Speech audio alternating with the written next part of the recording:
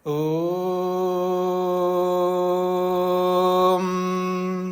सहनाववतु सहनौ भुनक्तु सह वीर्यं करवावहै तेजस्विनावधीतमस्तु मा विद्विषावहै। ॐ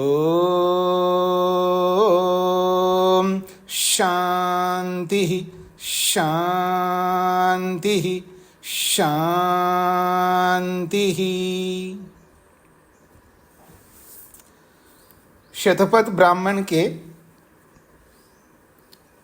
अंतर्गत प्रथम अध्याय का प्रथम ब्राह्मण चल रहा है।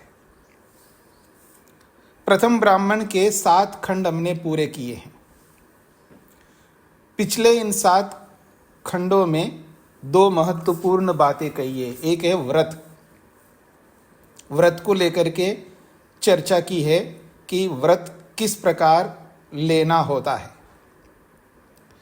दूसरी बात ये कही है कि जब व्रत लेकर के यज्ञानुष्ठान करना होता है, उस यज्ञानुष्ठान के लिए उपवास करना होता है, वो एक अलग व्रत होता है। उसी उपवास को लेकर के चर्चा चल रही है।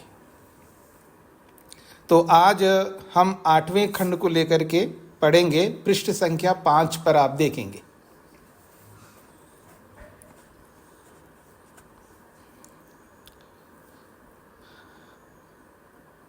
पीछे ये बात कही गई है कि जब यजमान व्रत लेता है तो उसके लिए एक बहुत बड़ा प्रश्न आता है, यज्ञ करने से पहले खाना चाहिए अथवा नहीं खाना चाहिए। ये एक बहुत बड़ा प्रश्न है, क्योंकि यज्ञ लंबा होता है। चाहे वो दर्शेष्टि करता है या पूर्णमासेष्टि करता है तो लंबा समय लगता है, उसमें अधिक समय लगता है। ये जो दैनिक अग्निहोत्र जो हम करते हैं जिसमें 15-20 मिनट लगता है, वो प्रसंग नहीं यहाँ पर। यहाँ वो यज्ञ है जो श्रोत सूत्रों में कहा गया यज्ञ है, जिसको दर्शेष्टि कहते हैं, पूर्णमासेष्टि कहते हैं। ऐसे अलग अलग यज्ञ हैं जिसमें लंबा समय लगता है। और उस लंबे काल में ये प्रश्न प्रस्तुत किया जा रहा है, क्योंकि थोड़ा सा समय है तो उसके लिए ये प्रश्न नहीं आता है कि खाया नहीं जाए या ना खाया जाए। खाने ना खाने की बात वहाँ आती है जहाँ समय ज़्यादा लग रहा होता है। तो ये वो यज्ञ है जिसमें ज़्यादा समय लगता है। और भी बहुत सारे यज्ञ होते हैं, उनमें मुख्य यज्ञ जो है दर्शेष्टि पूर्णमासेष्टि होते हैं, जो सभी यज्ञों की प्रकृति मानी जाती है, आधारशिला, जिसके ऊपर सारे यज्ञ खड़े हैं। तो जितने भी यज्ञ हैं जो आपने कभी सुना होगा सत्यार्थ प्रकाश में या ऋग्वेद आदि भाष्य भूमिका में, स्वामी दयानंद सरस्वती के ग्रंथों में ये बात सुनी होगी, अग्निहोत्र से लेके अश्वमेध पर्यंत बहुत सारे याग है, यज्ञ है। यानी छोटा सा छोटा एक अग्निहोत्र है और बड़े से बड़ा जो याग कहलाता है वो अश्वमेध। तो जो यज्ञ का आधार है वो दर्श पूर्णमासेष्टि है, जो श्रोत ग्रंथों में आपने पढ़ा है। वो सभी यज्ञों का, सभी यागों का आधार है। तो जो भी याग आगे करेंगे तो व्रत तो लेना ही होता है, यजमान को संकल्प करना ही होता है। और उस संकल्प में ये भी एक संकल्प होता है कि उसको खाना चाहिए या नहीं खाना चाहिए। प्रसंग पीछे चलाया है और पीछे प्रसंग में उपवास का अर्थ भी स्पष्ट किया है।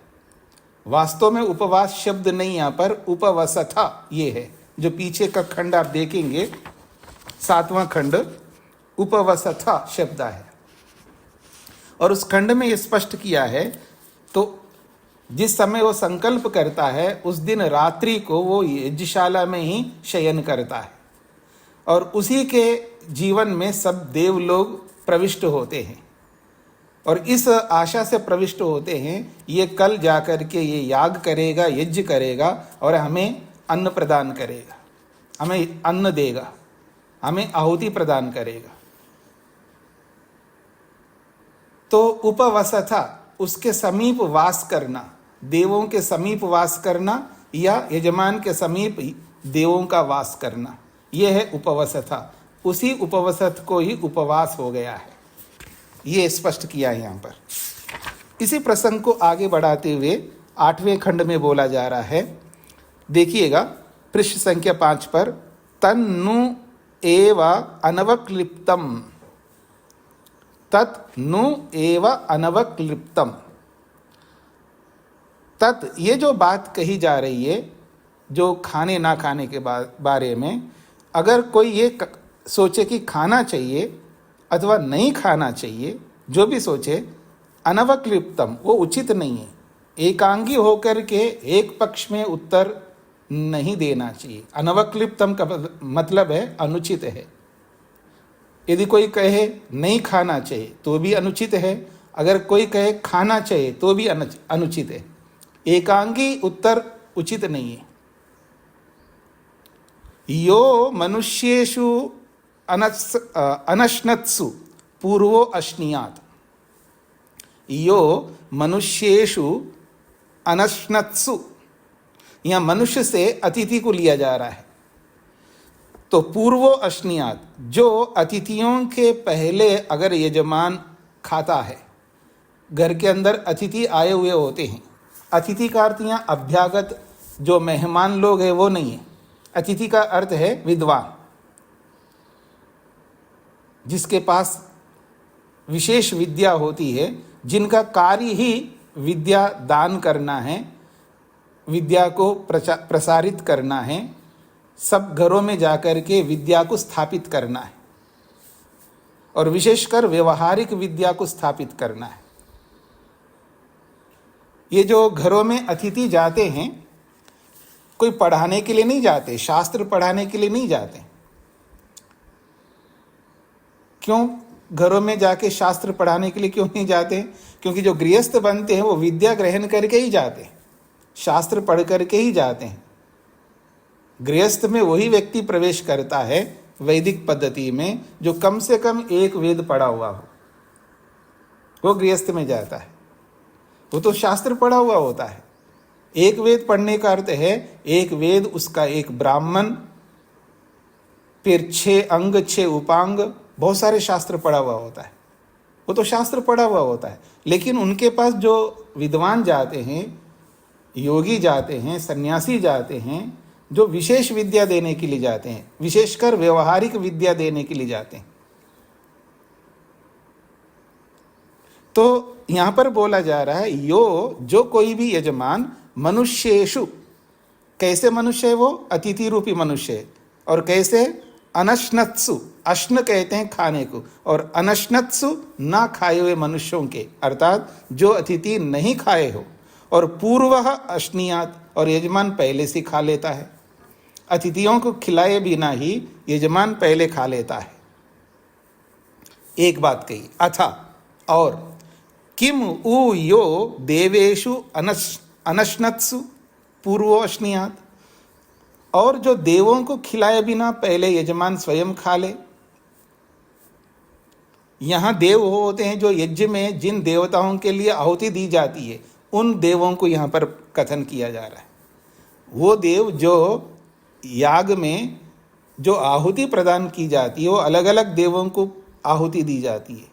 तो उन देवताओं को खिलाए बिना अगर यजमान खा ले, तस्मात् नैव अश्नीयात्, इसलिए यजमान को उनसे पहले नहीं खाना चाहिए। अतिथियों से पहले और देवों से पहले यजमान को नहीं खाना चाहिए। ये सिद्धांत स्थापित किया है कुछ लोगों ने। तो इसी बात को लेकर के आगे अगली बात कही जाएगी। ये खंड स्पष्ट हो गए जी आप सबको? सरल है। तद हु ह उवाच याज्ञवल्क्य। तो ये जो बात प्रस्तुत की गई है कि देवों के खाने से पहले यजमान को नहीं खाना चाहिए, अतिथियों के खाने से पहले यजमान को नहीं खाना चाहिए, तद हु ह उवाच, इसी बात को लेकर के याज्ञवल्क्य ने कहा क्या? यदि न अश्नाति पितृदेवत्यो भवति। विशेषकर यहाँ यज्ञ के प्रसंग में बात कही जा रही है, क्योंकि ये प्रसंग पूरा यज्ञ का ही है। तो यदि न अश्नाति, यदि यजमान नहीं खाता है, याग से पहले यदि यजमान नहीं खाता है तो पितृदेवत्यः भवति, वो पितृदेवत्य होता है। एक होता है पितृदेव, माता पिता को देव कहा हो तो उनको पितृदेव कहते हैं, और पितृदेवत्य का मतलब है पितृदेव संबंधी, यानी जैसे पितृदेव जो है वो अधिक उम्र वाले होते हैं, अधिक अवस्था वाले होते हैं। जो पितर होते हैं हमसे अधिक अवस्था वाले होते हैं। पितृदेव का मतलब माता पिता, विशेष करके यहाँ पर पितृदेव से माता पिता को लिया जा रहा है। तो जो माता पिता हमसे ही बड़े होते हैं, उम्र में बड़े होते हैं, अलग अलग स्थितियों में भी बड़े, विद्या से भी बड़े होते हैं, अनुभव से भी बड़े होते हैं, और अवस्था से भी बड़े होते हैं हमारे माता पिता। और वो न खाने वाले यजमान याग से पहले अगर नहीं खाया तो पितृदेवत्य, यानी वो भी पितरों के समान हो जाता है, अर्थात अधिक अवस्था वाला बन जाता है। और जो अधिक अवस्था वाला होता है वो देर तक भूखा नहीं रह सकता, उसके अंदर उतना सामर्थ्य, उतनी सहन शक्ति नहीं हो पाएगी। तो जो अधिक उम्र वाले होते हैं, आप में से जिन्होंने मनुस्मृति पढ़ी हो तो वहाँ पर भोजन करवाने का एक प्रसंग आया है। किन किन को भोजन करवाना चाहिए, पहले यजमान को किन किन को भोजन करवाना चाहिए, उस प्रसंग में बहुत सारी बातें कही है।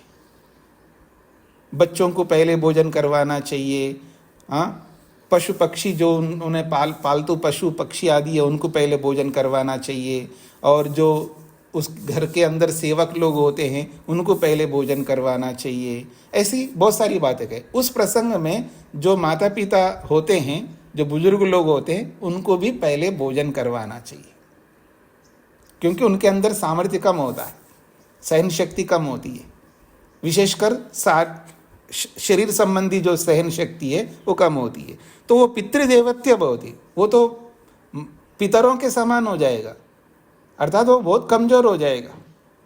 यदि वो अश्नाति, अगर मान लीजिए वो खा भी लेता है तो देवान अत्यश्नाति थी, देवों का उल्लंघन कर लेगा, देवों को खिलाए बिना ही खा गया ऐसा माना जाएगा। कहते हैं यदि वो अश्नाति, यदि वो खा लेता है तो देवान अति अश्नाति, देवों का उल्लंघन करके खा रहा है ऐसा माना जाएगा। इधर नहीं खाता है तो पितरों के समान बन जाएगा, कमजोर हो जाएगा, वृद्ध हो जाएगा, और इधर खाता है तो उधर देवों का उल्लंघन हो रहा है। जिधर भी जाओ, मतलब इधर भी खाई उधर भी खाई, ये बात बताई जा रही है। इसलिए क्या कहा जा रहा है, स यदेव अशितम अनशितम तद अश्नियात, और इसका बीच का रास्ता निकाला है महर्षि याज्ञवल्क्य ने। वो कहते स यद एव अशितम अनशितम तद अश्नियात, यद एव अशितम, वो जिसको भी खाता है उसको खाने पर भी अनशितम, वो ना खाया गया माना जाए। ऐसी चीज खाए जिसको खाने से नहीं खाया ऐसा माना जाए। तद अश्नियात, उस चीज को खाना चाहिए। इसको और स्पष्ट कर रहे हैं, वो क्या ऐसी वस्तु है जिसको खाने पर भी नहीं खाया गया ऐसा माना जाए, उसी को स्पष्ट कर रहे हैं। यस्य वै हविर न गृह्णन्ति तद अशितम अनशितम, कहते यस्य वै, निश्चित रूप से जिसको खाने से वो अनशितम होता है, तो यस्य हवि न गृह्णाति, जिस वस्तु को हवि के रूप में ग्रहण नहीं किया जाता है, जिस वस्तु को हवि नहीं बनाया जाता है, तद अशितम, अगर उसको वो व्यक्ति खा ले, अनशितम, वो न खाया के समान बन जाएगा। अब यहाँ हमें समझना है कि हवि के रूप में बहुत सारी वस्तुओं को ग्रहण किया गया है। आप लोगों को याद हो, श्रोत सूत्र पढ़ते समय भूमिका में आपने पढ़ा है कि यज्ञीय द्रव्य कौन होते, वहाँ पर 10 प्रकार के द्रव्य बताए गए थे।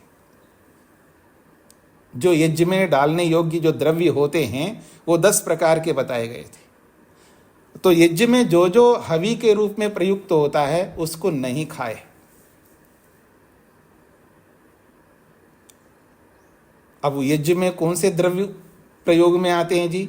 जो भी हम लोग खाते हैं, जो भी हम लोग खाते वो सब यज्ञ में प्रयुक्त होने वाले द्रव्य है।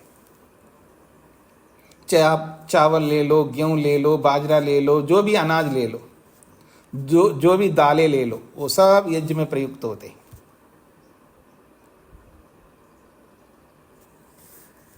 पर यहां पर कहा जा रहा है यस्य वै हवि न गृह्णन्ति, जिसको लेकर के हवि के रूप में नहीं ग्रहण किया जाता है, तद उसको लेकर के खा जाओ। तद अशितम, उसको अगर खा लिया गया तो अनशितम, वो न खाए के समान हो जाता है। स यद अश्नाति तेन अपितृदेवत्यो भवति। स यद अश्नाति, ऐसे उस द्रव्य को, जिस द्रव्य को हवन में नहीं डाला जाता है, उसको खाने से, तेना उसको खा लेने से अपितृदेवत्यो भवति, वो पितरों के समान नहीं बन पाएगा, अर्थात वो कमजोर नहीं हो पाएगा, वो ठीक रहेगा। उसको कमजोर नहीं रखना है, यजमान को कमजोर रख करके नहीं चल सकते। यद हु तद अश्नाति यस्य हविर्न गृह्णन्ति तेन देवान न अत्यश्नाति। यदि उ तद अश्नाति, यदि उ निश्चित रूप से तद अश्नाति, उस वस्तु को, उस द्रव्य को वो खाता है जो हवि के रूप में, यस्य हविर न गृह्णन्ति, जिसको हवि के रूप में ग्रहण नहीं किया जाता है, अगर ऐसी वस्तु को खा ले, तेना उसको खा लेने से देवान न अत्यश्नाति, देवों का वो उल्लंघन नहीं करता है, ऐसा माना जाएगा।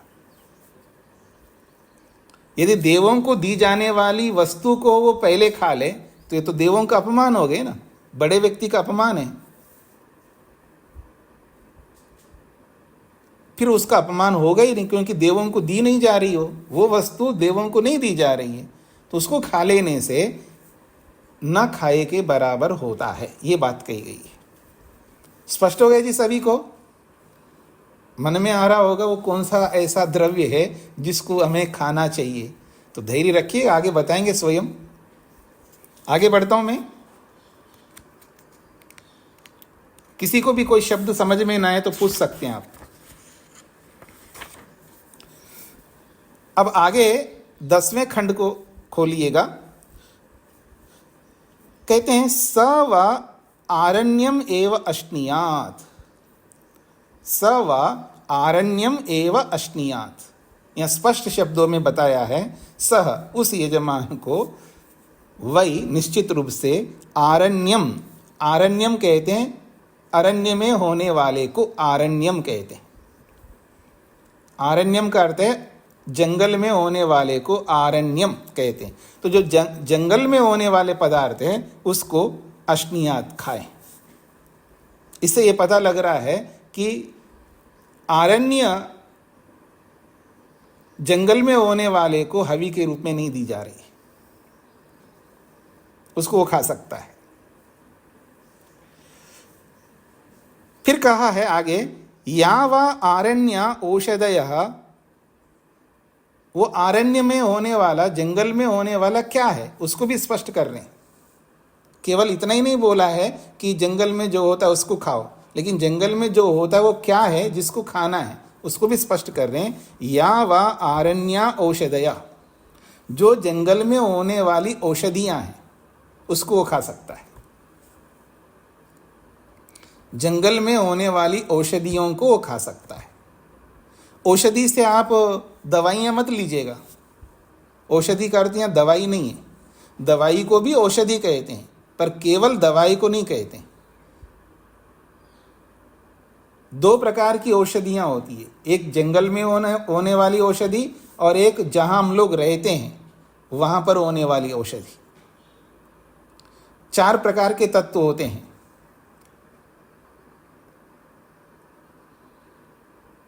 एक होता है वृक्ष, और एक होता है वनस्पति, और एक होता है औषधि, और एक होता है वीरुध।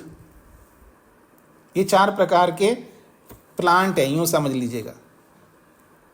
तो इन 4 प्रकारों में जो औषधि है, औषधि उनको कहते हैं जिसका फल आने पर जड़ सहित उसको काट दिया जाता है, अर्थात उसको समाप्त किया जाता है। उसका फल जब पक जाता है उसके बाद उस पौधे को बिल्कुल समाप्त किया जाता है, उसको औषधि कहते हैं। जैसे गेहूं है, चावल है, या जितने भी दालें हैं, ये सब एक ही बार में आते, बाद में समाप्त कर देते हैं उनको औषधि कहते हैं। अर्थात जो भी हम लोग खाते हैं आज अन्न के रूप में, जितना भी अन्न हम खा रहे हैं उन सब अन्नों को औषधि कहते हैं। यहाँ पर ये औषधि है जो समाज में होता है। और जो जंगल में जो औषधि होती है वो भी ऐसा, जैसे जंगली उड़द है, जंगली मसूर है, जंगली क्या बोलेंगे आप, मूंग है, ऐसे जंगल में होने वाले भी कुछ ऐसे अन्न होते हैं। जंगल में भी चावल होता है, जंगल में भी दालें होते हैं। उन पदार्थों को, उन औषधियों को हवन में नहीं दिया जाता है। तो यहाँ पर जंगल में होने वाली जो औषधियां हैं उनको खाने की बात कही है। यद्वा अथवा, और एक विकल्प दे रहे हैं, यदि ये आप नहीं खाना चाहते हैं तो उसका और विकल्प दिया रहा है, यद्वा अथवा वृक्षम। वृक्षम कहते हैं वृक्ष से होने वाला, जो वृक्ष से उत्पन्न होता है उसको वृक्षम कहते हैं। तो अर्थात फल, जो वृक्षों से जो फल आते हैं उन फलों को खाओ, फलाहारी बनो। तदुह स्म आह अपि बर्कुः वार्ष्णो माशान में पचत न वा एतेषां हविर्गृह्णन्ति इति। तदुह स्म आह, किसी एक ऋषि ने इस संबंध में एक बात आह कही है, और वो कौन ऋषि है? वार्ष्णः। वृषा का पुत्र वार्ष्ण कहलाता है। वृषा का पुत्र जो होता है उसको वार्ष्ण कहते हैं, और उसका नाम था बरकुह। अजीब सा लग रहा होगा ना आपको नाम, बरकुह। बरकु कहते हैं तेजस्वी को, जिसके पास में तेज विद्या है। बिजली को भी बरकु कहते हैं क्योंकि उसके अंदर भी तेज है। और बरकु उसको कहते हैं जिसमें तेज है, अर्थात विद्या ही विद्या है, विद्या का निवास जिसमें है उसको बरकु कहते हैं। विद्यावान व्यक्ति को, अनुचाना व्यक्ति को बरकु कहते हैं, और वो वृषा का पुत्र था। और वृषा वो स्त्री थी जो आनंदित रहने वाली, वृषा। देखिए, पिता से ही पुत्र माना जाता है, ऐसा कई बार बोलते हैं ना, ऐसा नहीं है। माता से भी पुत्र, माँ के नाम से भी पुत्र प्रसिद्ध होता है। आप लोगों ने उपनिषदों में पढ़ा होगा, जाबाल ऋषि भी माता के नाम से ही प्रसिद्ध हुआ है। और यहाँ पर वृषा जो स्त्री थी, उसका जो पुत्र था बरको, वो भी माँ के नाम से प्रसिद्ध हुआ है। तो दोनों से प्रसिद्ध हो सकते हैं। तो बरकुह वार्ष्णः माशान में पचत, जो बरकु, जो वृषा का जो पुत्र था, वो अपने घर में बोला होगा, माशान में पचता, मांसों को पका देना। माश कहते हैं उड़द को। हाँ जी, अनिल जी को क्या कहना है? स्वामी नमस्ते जी। स्वामी जी, इसमें जो है ये दूसरी लाइन में वृक्षम, ये आधा व पहले बना हुआ है, ये मिसप्रिंट है या इस तरह से क्या लिखा हुआ है? नहीं, मिसप्रिंट नहीं है। ये शतपथ ब्राह्मण की एक विशेषता है। वहाँ अक्षरों को द्वित्व करते हैं, उसको डबल डबल करके लिखने की एक परंपरा है। ठीक है ना? दो प्रकार का व्याकरण होता है, एक लौकिक व्याकरण और एक वैदिक व्याकरण। तो लौकिक व्याकरण में ऐसा नहीं होता है, वैदिक व्याकरण में ऐसा होता है। और वैदिक व्याकरण को व्यक्त करते हैं, प्रकट करते हैं प्रातिशाख्य ग्रंथ, एक अलग ग्रंथ है।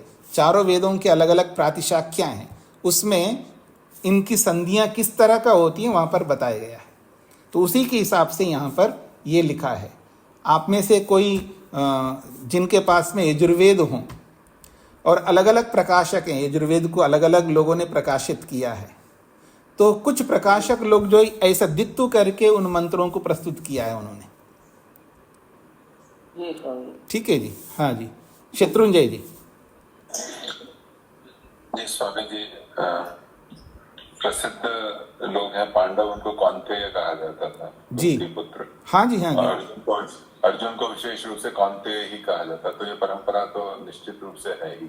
जी जी बिल्कुल, बहुत सारी परंपराएं हैं जो शिवाजी भी अपनी माँ के कारण से ही प्रसिद्ध हुए हैं, जो लेटेस्ट जो है कल के, तो ऐसे भी बहुत सारे लोग हैं। मधु जी को क्या कहना है? माइक खोल के बोलिए। स्वामी जी नमस्ते। जी स्वामी जी, मार्श के बारे में पूछना था, जो आजकल खेतों में उगता है, खाते हैं, तो वो उस श्रेणी में नहीं आता? नहीं नहीं, अभी इस बात को पूरा नहीं किया ना। अच्छा, जब ये बात पूरी हो जाएगी तो आपको स्पष्ट हो जाएगी। हाँ जी, सदानंद जी को क्या कहना है? स्वामी जी नमस्ते जी। ये 4 प्रकार की आपने फसलें बताई थी स्वामी जी, वृक्ष, वनस्पति, औषधि, और चतुर्थ प्रकार क्या था वो आवाज थोड़ी नहीं। वीरुद, वीरुद, ये जो झाड़ियां होती है ना, झाड़ियों को वीरुद कहते हैं, बुश, बुशेस। जी वीरुध। हाँ, वीरुध। जी जी जी। उमा जी को क्या कहना है? स्वामी जी, ये जो आधा कर और पूरा कह करके है, तो इसको दीर्घ में स्वर करेंगे या साधारण रूप से बोलेंगे? नहीं नहीं, वो उसको जैसा लिखा है ना वैसा हमको वृक्षम ही बोलना है। वो वकार का अलग से उच्चारण हम नहीं कर पाएंगे।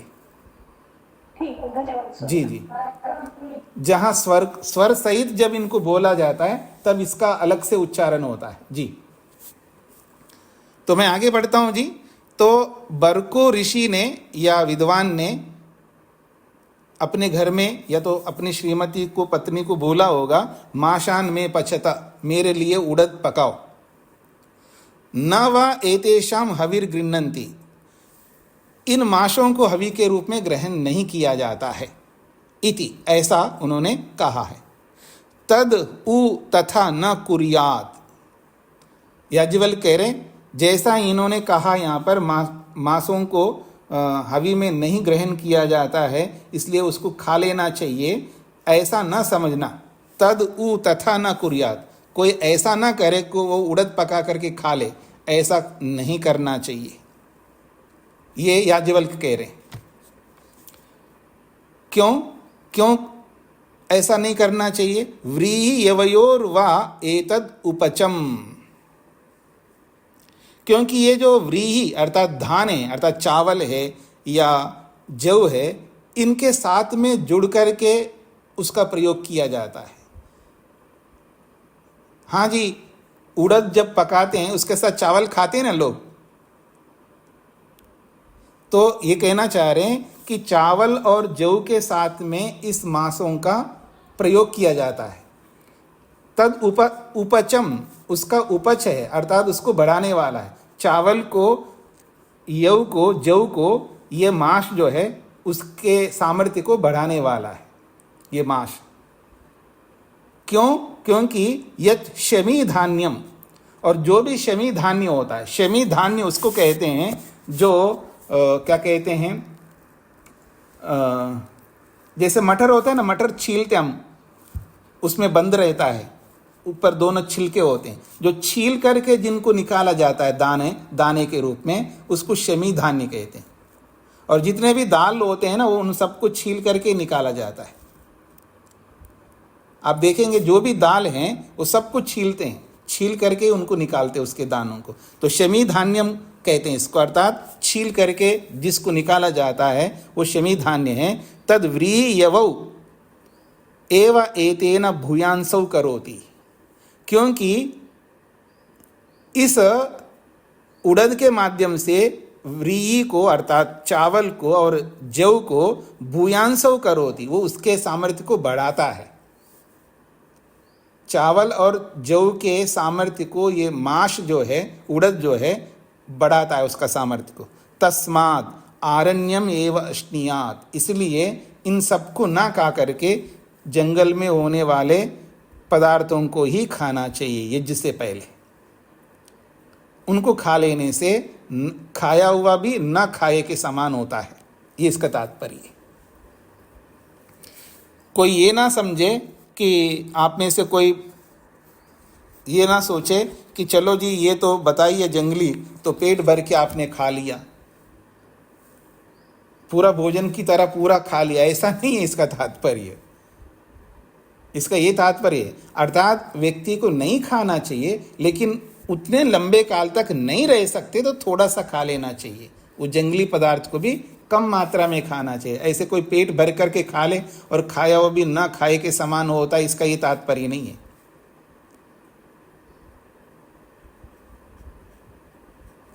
ऐसा आप लोग भी करते होंगे ना।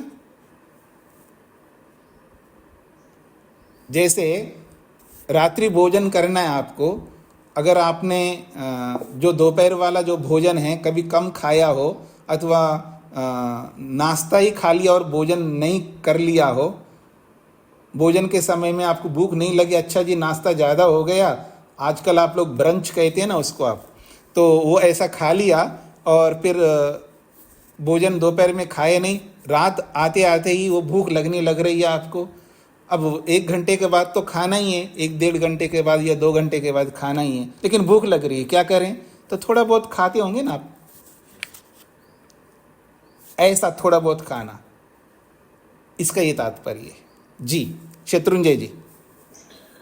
स्वामी जी, अभी कुछ दिन पहले नवरात्रि गई और उसमें कुछ तरह के भोजन किए जाते हैं, तो यज्ञ पदार्थ तो नहीं, जैसे आलू बहुत खाते हैं लोग और भर भर के खाते हैं, तो उसको इस कैटेगरी में माना जाएगा या नहीं? वो तो माना जाएगा? ऐसा, वो तो ग्राम्य भोजन है ना, 2 प्रकार का भोजन है, आरण्य भोजनम, ग्राम्य भोजनम। तो जो ग्राम में, ग्राम्य भोजन का मतलब है जहाँ हम लोग निवास करते हैं, हमारे आसपास में जो भी अन्न के रूप में हम उत्पन्न करते हैं, उन सबको ग्राम्य भोजन कहते हैं आयुर्वेदिक भाषा में। और जो आरण्य भोजनम उसको कहते हैं जो अपने आप जो होता है। आरण्य भोजन का मतलब है जिनको पैदा नहीं किया जाता है, जो अपने आप स्वाभाविक रूप से जंगलों में जो होता है, उसको आरण्य भोजन कहते हैं। तो उसमें सावा चावल आएगा? हाँ जी, हाँ जी। वो खेतों के बीच में हो जाता है अपने आप, तो फिर तो वो अपने आप नहीं हो रहा है। हाँ, और जंगल में तो नहीं। सावा चावल जो वर्तमान में बाजार में मिलता है वो तो बकायदा खेती की जाती है, खेतों में हो जाता है। हाँ, तो फिर वो तो ग्राम्य भोजन ही माना जाएगा। आरण्य भोजन की परिभाषा ये है कि जो अपने आप होता है, जिनको हम प्रयास पूर्वक उत्पन्न नहीं करते। तो अंजीर इत्यादि जो फल हैं जो अपने आप हो जाते हैं जंगल में, उनको माना जा सकता है? हाँ, आजकल वो भी अपने आप नहीं हो रहे हैं जी। आजकल सबकी खेती हो रही है, जिनकी खेती की जाती है वो सब ग्राम्य भोजन के अंतर्गत आता है। इसलिए आप भूल करके ये ना सोचना कि आज हम पारायण यज्ञ करने वाले हैं, पता नहीं कितना लंबा चलेगा, तो जंगल भोजन तो हमको मिलेगा नहीं, जंगली मूंग आदि मिल नहीं रहा है, चलो फल ही खा लेते हैं। तो आपने पेट भर के फल खा लिया, अब वो फल भी नहीं खा सकते। जो भी फल खा रहे हो आप, वो भी ग्राम्य भोजन में ही आता है, सबको उगाया जा रहा है, सबकी खेती हो रही है। तो उस हिसाब से तो जो एक स्टोर है ट्राइब्स ऑफ इंडिया, वो ट्राइबल फूड करके जो आता है, तो ट्राइब्स भी अपने आप उगा ही रहे हो, तो ग्राम ही है। जी तो जी वो जी। भी खाने योग्य नहीं बचा। हाँ जी, बस जो अपने आप जंगलों में हो रहे होते हैं उसी को बोला जाता है। इसका तात्पर्य है कि वो अधिक मात्रा में नहीं होता है और बहुत कम मात्रा में होता है, बस थोड़ा सा आपको भूख को कुछ देर तक रोकने के लिए होता है। जी, कुल मिला के स्वामी जी आप भी कह रहे हैं कि कुछ नहीं खाना चाहिए, कुछ नहीं। बचा ही। वर्तमान में तो जो उपलब्ध है हमें, उसमें से ऐसा कुछ भी नहीं है जिसको उगाया नहीं जाता। नहीं, ऐसा है कि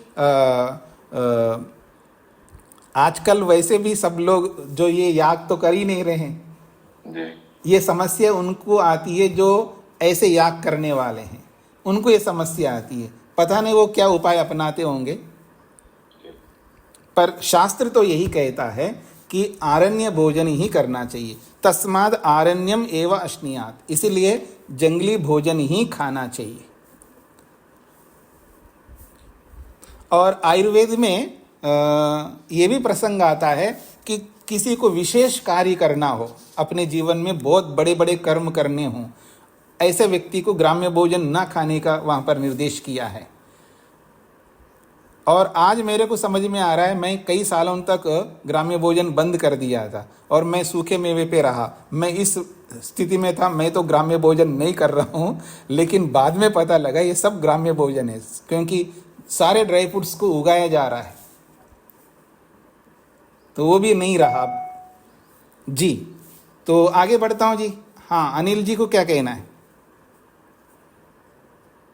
स्वामी जी थोड़ा सा ये वृक्ष, वनस्पति, औषधि, वीर, इनको थोड़ा इनका क्या इनका अंतर है, इनका भी थोड़ा बता दीजिए, स्पष्ट कर दीजिए क्या। ऐसा है कि जो एक बार फल आने के बाद जिनको समाप्त किया जाता है, सारा का सारा अन्न, जितना भी अन्न हम खाते वो सब औषधियां हैं, ठीक है। और वृक्ष उनको कहते हैं, वृक्ष उनको कहते हैं जो फूल आकर के फल जिसमें लगते हैं, पहले फूल आते हैं फिर फल लगते हैं, उसको वृक्ष कहते हैं। जैसे आम है और नीम है, ऐसे जो भी वृक्ष है। वनस्पति उनको कहते हैं जिसमें फूल नहीं आते हैं, डायरेक्ट फल आते हैं। जैसे वट वृक्ष है, पीपल वृक्ष है, कुछ ऐसे वृक्ष हैं, उनको हम वृक्ष बोल देते हैं, लेकिन शास्त्रीय भाषा में वो वृक्ष ना होकर के वो वनस्पति कहलाती हैं, जिसमें सीधा ही फल आते हैं, फूल नहीं लगते। और विरोध उनको कहते हैं जो झाड़ियां होती हैं ना, झाड़ियों में कुछ ना कुछ बहुत कुछ होता है, झाड़ियों में जो बुश कहते हैं, जो झाड़ियों टाइप का होता है, तो उसको विरोध कहते हैं जी। धन्यवाद जी। तो मैं आगे बढ़ रहा हूं जी। 11वां खंड है, तो यहां स्पष्ट किया है कि जांगल भोजन, आरण्य भोजन करना चाहिए। अब वो कर लिया है, आरण्य भोजन कर लिया, अब रात को सोना है यजमान को, जो आगे जा कर के अगले दिन जो है उसको याग करना है। और श्रोत सूत्र में स्पष्ट किया है कि जो भी याग प्रारंभ होता है उससे पहले ही उसकी तैयारी चलती है। कहीं कहीं 3-3, 4-4 दिन तक तैयारियां चलती है। जैसे अग्न्याधान करना हो, वो बहुत बड़ा कर्म है अग्न्याधान, उसमें भी बहुत सारी तैयारियां करनी होती है। तो जो भी याग करता है उसके लिए पहले तैयारी होती है, पहले एक दिन पहले से ही प्रारंभ होता है। तो ये सारी क्रियाएं, बहुत सारी क्रियाएं एक दिन पहले करता है। तो रात को उसको ऐसे जगह सोना होता है जहां पर सो करके आगे जो है उन कार्यों को वो कर सके। उसी बात को यहाँ पर स्पष्ट किया जा रहा है।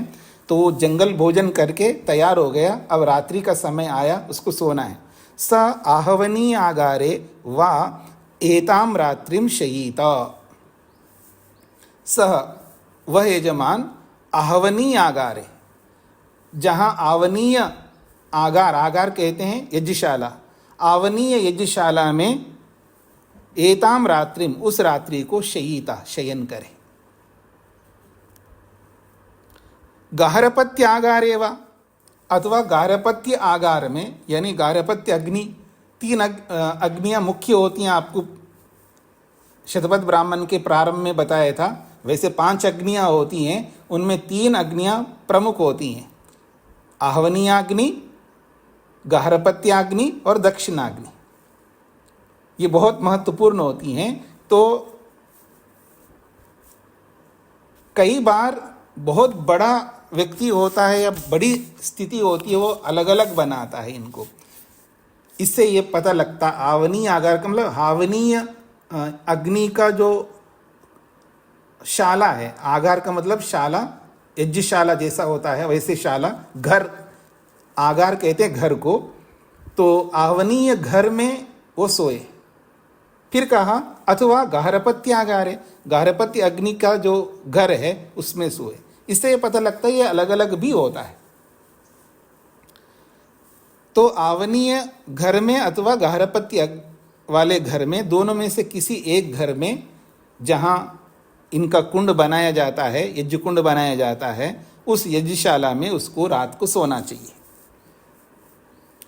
क्यों वहां सोना चाहिए?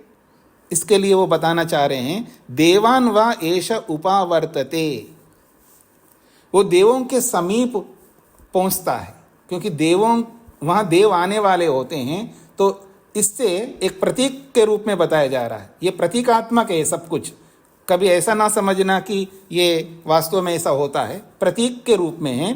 तो कहते हैं देवान व एष उपावर्तते, वो देवों के समीप पहुंचता है।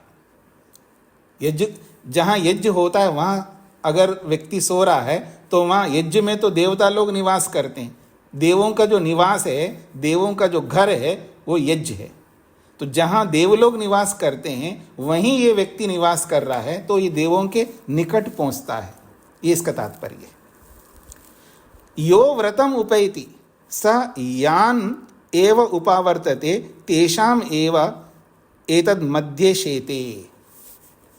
यो व्रतम उपैति, जो व्रत धारण करता है। कौन सा व्रत? यज्ञ करने का व्रत जो धारण करता है, जो प्रारंभ में बताया था। स यान एव उपावर्तते, वो जिनके समीप पहुंचता है, तेषाम एव, उन्हीं के बीच में, एतद मध्य, उन्हीं के मध्य में, उन्हीं के बीच में शेते, वो शयन करता है।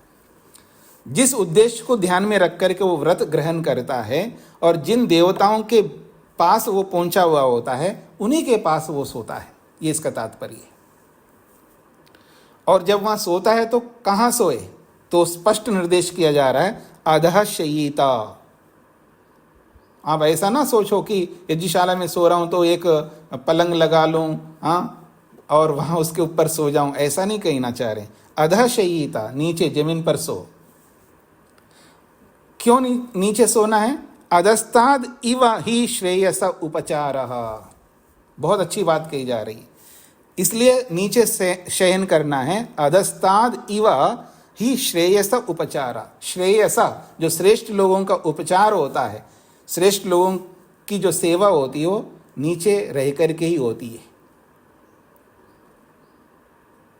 हाँ जी, उदाहरण दे रहा हूं मैं आपको। आपको किसी की सेवा करनी है, मान लीजिए किसी विद्वान को आपको आदर करना है, सत्कार करना है, चाहे कपड़ों से या किसी भी चीज़ से, और आप ऊंचे आसन में बैठो, नीचे देव है और ऊपर से हाँ जी लो जी मैं आपको दक्षिणा दे रहा हूं, ऐसा करोगे क्या?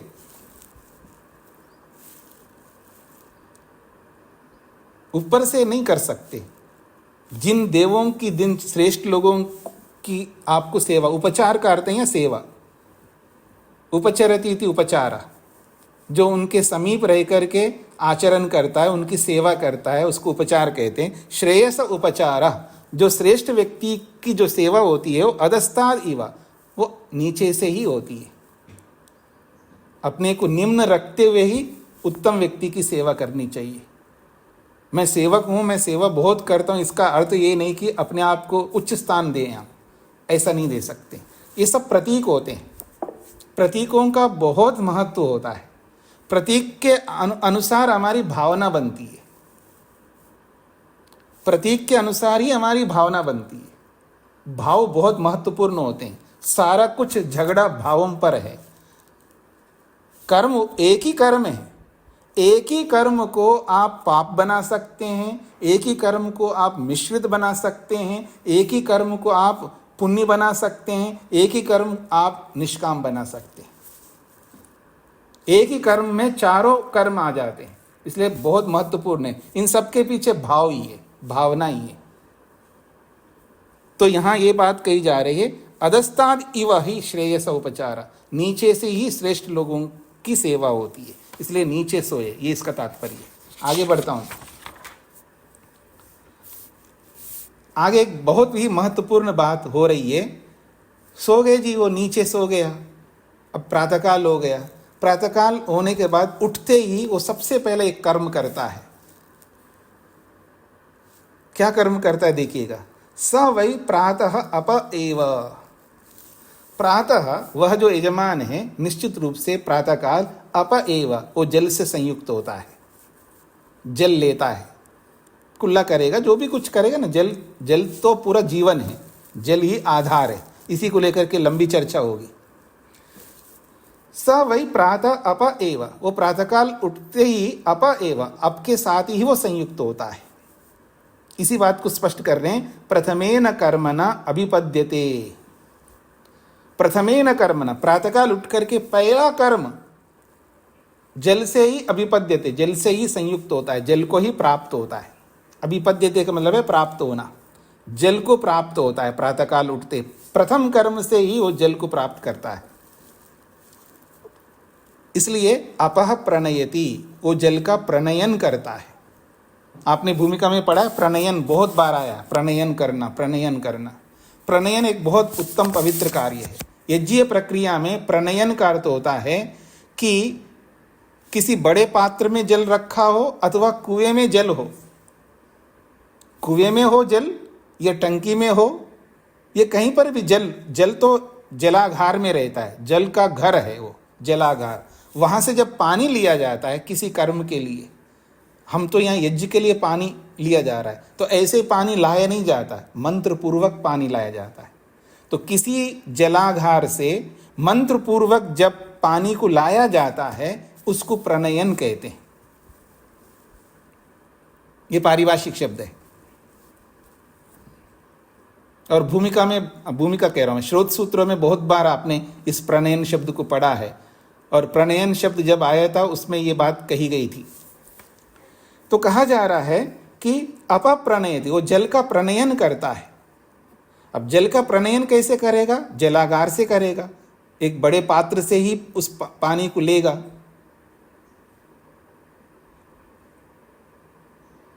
यज्जो व आपह, बहुत बड़ी बात कही जा रही है। ये जो आपह जल है ये मानो अपने आप में एक बहुत बड़ा यज्ञ है। यज्जो व आपह, संधि विच्छेद करेंगे ना, यज्जो वै आपह, ऐसा होगा। देखिए यहां पर बार बार तद, उ, वा ऐसे बहुत बार आ रहा है। हकार, ह, वा, उ, तद, ही, ये सारे अव्यय हैं। इन सब का एक ही अर्थ है निश्चय, सुनिश्चितता को बताने वाले ये शब्द। यज्जो वै आपह, वास्तव में निश्चित रूप से यज्ञ मानो आपह, जल ही यज्ञ है। भूमिका में मैंने ये भी स्पष्ट किया था, यज्ञ एक व्यापक शब्द है, और इस व्यापकता को समझने के लिए आपको ऋग्वेद आदि भाष्य भूमिका में जहाँ यज्ञ के प्रसंग में स्वामी जी ने यज्ञ के जितने अर्थ किए हैं ना, उनको जरूर आप पढ़ें।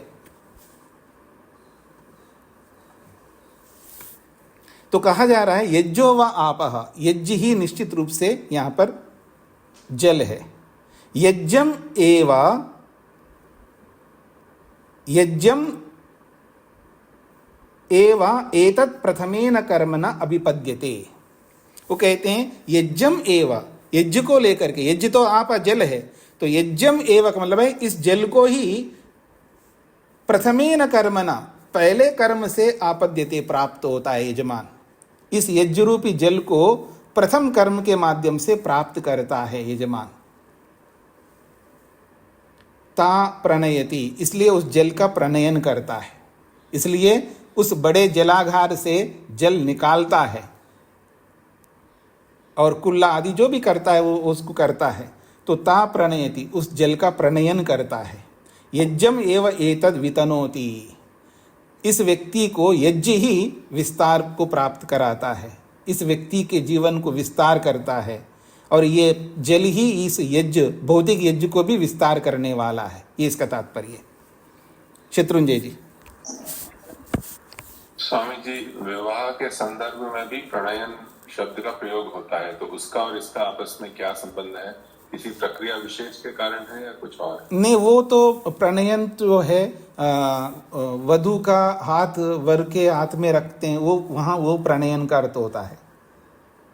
मतलब पानी ग्रहण कहते हैं ना, हाथ जो है उसके, तो वहाँ जो प्रणयन है वहाँ एक को दूसरे को देना, चाहे वधू को वर को देना या वर को वधू को देना, जो भी आप कह सकते हो, वो वहाँ प्रणयन का अर्थ अलग है, ये प्रणयन अलग है। प्रणयन शब्द के बहुत सारे अर्थ हैं, पर इस प्रसंग में प्रणयन का अर्थ ये है कि जलागार से, बड़े पात्र से छोटे पात्र में जब जल लिया जाता है, जिस पात्र में जल लिया जाता है उसको प्रणीता कहते हैं। प्रणीता, प्रणीता वो वस्तु पदार्थ है। प्रणीता, जल को भी प्रणीता बोला जाता है, और जल जिसमें रखते हैं यज्ञ के लिए उस पात्र को भी प्रणीता कहते हैं। जी शकुंतला जी। हाँ, नमस्ते स्वामी जी। ये प्राणायाम के समय कौन सा मंत्र बोला जाता है? कहाँ पर? यहाँ पर? हाँ, आपने कहा था ना कि प्राणायाम करते समय मंत्र बोला जाता है। जी, वो कौन सा मंत्र है वो तो देखना पड़ेगा वहाँ पर। जब यज्ञ करते हैं, आपने उसमें पढ़ा है ना, आपस्तंभ में। आपस्तंभ में प्रत्येक क्रिया के साथ मंत्र बोला जाता है। वहाँ पर मंत्र का मतलब वो वेद मंत्र नहीं होता है। वो मंत्र से, यहाँ पर मंत्र तो बहुत सारी चीज़ों को कहते हैं, वो वेद मंत्र नहीं होता है। वेद मंत्र भी होते हैं कुछ जगहों पर, लेकिन हर जगह वेद मंत्र नहीं होता है। ऋषियों के भी मंत्र होते हैं, उपनिषद के भी मंत्र होते हैं, ब्राह्मणों के भी मंत्र होते हैं। ठीक है ना? जी। जी स्वामी जी। हाँ जी, उमा जी को क्या कहना है? स्वामी जी। जी। ये जो आमतौर पे जिसे हम सनातनी पद्धति की पूजा कह देते हैं, तो उसमें सबसे पहले करते हैं वो जल की पूजा करते हैं। कलश में जो जल होता है, तो वो यही चीज है। हाँ, उसका अपभ्रंश कह सकते हो, उसका बिगड़ा हुआ स्वरूप कह सकते हैं। तो उसमें वो कुछ मंत्र पाठ करते हैं जो कभी समझ में भी नहीं आया मेरे। वो ऐसा करने वाले जो भी मंत्र बोलते हैं ना, वो किसी को, हमको भी नहीं समझ में आता है। जी जी। तो ये हमें भी जब हम करते हैं मंत्र वगैरह जो दैनिक यज्ञ करते हैं जी, तो उसमें हमें भी इसी तरीके से आरंभ करती है। हाँ, वहाँ पर मंत्र, जब जल सेचन करते हैं तो वहाँ भी मंत्र बोल करके जल सेचन करते हैं ना। बस उतना ही आपको समझना है यहाँ पर। जी। ममता जी को क्या कहना है? ममता जी। जी स्वामी जी जी जी स्वामी जी नमस्ते जी। स्वामी जी, जल को यज्ञ कहने के पीछे क्या अभिप्राय है स्वामी जी? अभी बताएंगे, इसको भी बताएंगे, आगे बताएंगे। जल को ही यज्ञ क्यों कहा है वो भी बताएंगे। जी, विस्तार से बता रहे हैं जी। यहाँ पर विस्तार से एक एक चीज को समझाने का प्रयास किया जा रहा है। जी, आगे बढ़ता हूं मैं। सप्रणयति, वो यजमान जो है प्रणयन करता है, अर्थात जल लाता है और जल से जो भी प्रयोग करना करता है। वो जो प्रणयन करता है, वो प्रणयन करते समय ये सब यज्ञ को ध्यान में रख करके प्रणयन हो रहा है, सामान्य प्रणयन नहीं है। जो रोज आप सुबह उठ करके जल हाथ में लेते हैं, जग में, मग में या जिसमें भी, वो प्रणयन नहीं। यहाँ पर यहाँ यज्ञ से संबंधित प्रणयन है। तो यहाँ पर सप्रणयति, वो यजमान प्रणयन करता है, और उस प्रणयन को करता है तो कैसे करता है, उसके लिए ऋषि लिखते हैं कस्त्वा युनक्ति, सत्वा युनक्ति, कस्मैत्वा युनक्ति, तस्मैत्वा युनक्ति इति। ये यजुर्वेद का प्रथम अध्याय का 6वां मंत्र है।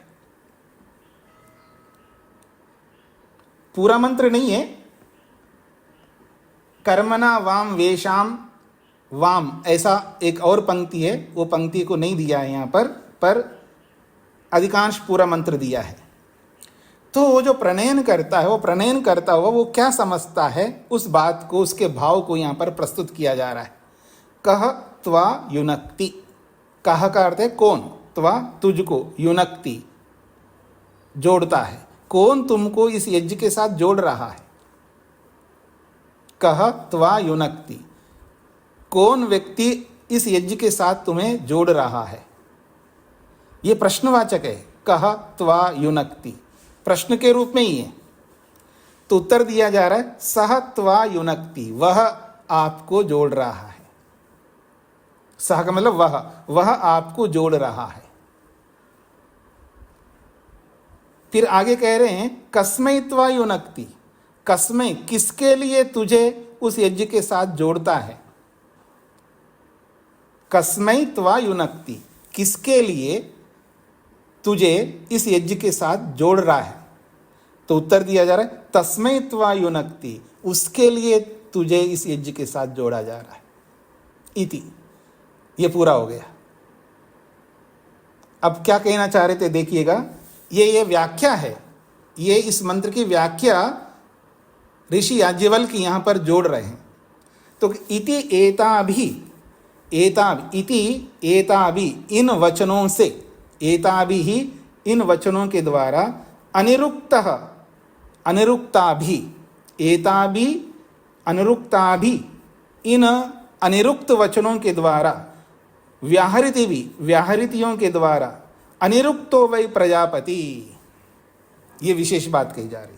तो एताभि अनिरुक्ताभि व्याहृति भी, ये इन्हीं वचनों को, कस्त्वा युनक्ति एक वचन है, सत्वा युनक्ति दूसरा वचन है, कस्मैत्वा युनक्ति तीसरा वचन है, तस्मैत्वा युनक्ति चौथा वचन है, यानी 4 वचन है। तो कह रहे हैं एताभि, इन वचनों से। कैसे हैं ये वचन? अनिरुक्ताभि, निरुक्त कहते हैं स्पष्टता को और अनिरुक्त कहते हैं अस्पष्टता को। तो कहा शब्द जो है अस्पष्ट है, कहा का मतलब कौन है, वो कौन है स्पष्ट नहीं है, उस कहा का अर्थ यहाँ पर स्पष्ट नहीं है, और सा का अर्थ भी स्पष्ट नहीं है, कस्मै का अर्थ भी स्पष्ट नहीं है, तस्मै का अर्थ भी स्पष्ट नहीं है। इसलिए ये सब अनिरुक्त है, अर्थात इनके अर्थ यहाँ स्पष्ट नहीं है। और ये कैसे हैं ये वचन? व्याहृति भी, ये व्याहृतियाँ हैं। व्याहृति आप 7 व्याहृतियों को भी जानते हैं ना आप। व्याहृति इसलिए उनको व्याहृति कहते हैं, जिनके बहुत सारे अर्थ निकलते हों उनको व्याहृति कहते हैं। जिनके बहुत सारे अर्थ निकलते हैं उनको व्याहृति कहते हैं। तो ये सारे वचन जो ऐसे हैं इनके बहुत सारे अर्थ निकलते हैं, इसलिए इनको व्याहृति कहते हैं। और ये अनिरुक्त है, ये स्पष्ट नहीं है ये वचन, इसलिए इन अनिरुक्त व्याहृति युक्त जो वचन है, इन सब वचनों में प्रजापति को प्रस्तुत किया है। इन सब वचनों में प्रजापति विराजमान है। प्रजापतिर यज्ञ, और वो प्रजापति कौन है? वो यज्ञ है। यज्ञ ही यहाँ पर प्रजापति है। कहत्वा युनक्ति, अब इसका अर्थ देखिएगा, कौन तुझे आपको जोड़ रहा है? तो सत्वा युनक्ति, वो यज्ञ ही तुझे जोड़ रहा है, यज्ञ ही तुमको जोड़ रहा है। यज्ञ के लिए जोड़ रहा है। यज्ञेन यज्ञम अयजंत देवाः तानि प्रथमान्यासन, यज्ञ से ही यज्ञ की उपासना की जाती है, यज्ञ से यज्ञ की उपासना। अब ये यज्ञ व्यापक है, इसके बहुत सारे अर्थ निकलते हैं, इसलिए ये व्याहृति हैं। ये कह शब्द, सह शब्द, कस्मै शब्द, तस्मै शब्द, ये सब व्याहृतियाँ हैं, इसके बहुत सारे अर्थ निकलते हैं। इस प्रसंग में यहाँ प्रजापति है, यज्ञ ही प्रजापति है। तो प्रजापति ही को ही यहाँ पर प्रस्तुत किया जा रहा है, वो है यज्ञ। प्रजापति ही यज्ञ, प्रजापति यज्ञ है।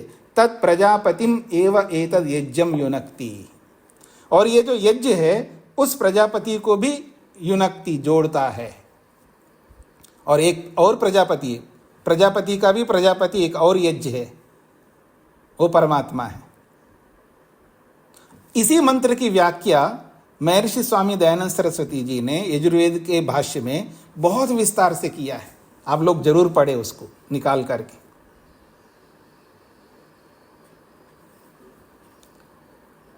संस्कृत में बहुत अच्छा उन्होंने लिखा है, हिंदी का मैं नहीं कह सकता है, क्योंकि स्वामी दयानंद सरस्वती जी ने संस्कृत में भाष्य किया है और उसी संस्कृत भाष्य को विद्वानों ने अनुवाद किया है हिंदी में। तो हिंदी जो है दूसरे विद्वानों का अनुवाद है, वो स्वयं नहीं किया ऋषि ने केवल संस्कृत में लिखा है।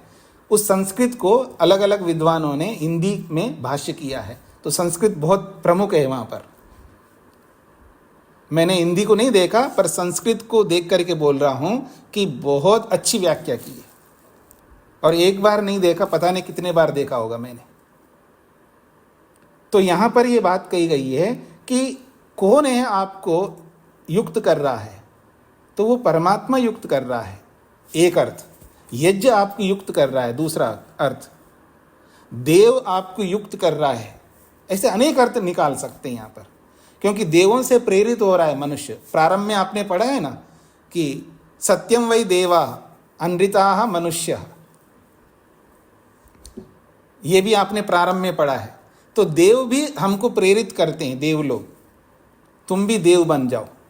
देव बनने के लिए वो यज्ञ कर रहा है, देवत्व को पाने के लिए यज्ञ कर रहा है, और देवों के साथ युक्त होकर के वो भी देव कहलाता है। ये भी आपने पीछे पढ़ा है।